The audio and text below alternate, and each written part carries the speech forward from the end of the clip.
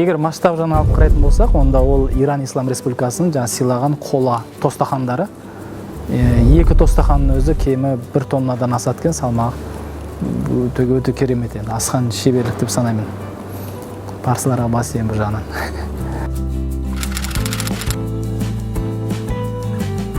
Егер марапат тұрғысынан алсақ, ол жаңағы Сауд Арабиясы королі сыйлаған, кезіндегі Фейсал сыйлаған Ұлы Бадыр Алқасын ерекше атап өтті. Яғни осымен елбасы мақтанады. Және жаңа Біріккен Араб Әмірліктерінің кезіндегі шейхі жаңа Нахаянбет сыйлаған тағы да орден. Яғни осы екі, бір алқа, бір орденмен ерекше мақтанады, басқалардан гөрі деп айтып қалды.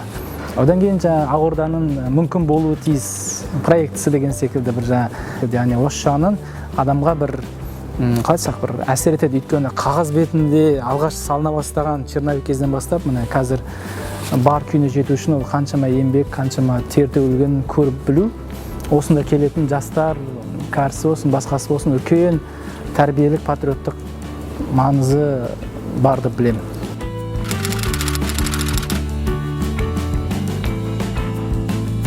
Міндетті түрде ертіп келерім, өйткені бұған дейін ол әскери патриоттық музей болсын, елбасымыздың осыған қарасты бұрынғы резиденциясы болсын, әрқайсының орны бөлек. Бірақ мына тұста бұл жаңа тарихымыздың жаңаша экспонаттар көбірек жинақталған деп айтар едім. Былайша айтқан кезде енді бұл жердің ерекшелігі де сол, енді елбасымыздың қазіргі жұмыс кабинеті, қазіргі штаб пәтерінде бір болудың өзі бір ерекше бір мақтаныш сезімін сыйлайды деген ойдамын. Басқасынан бұрын.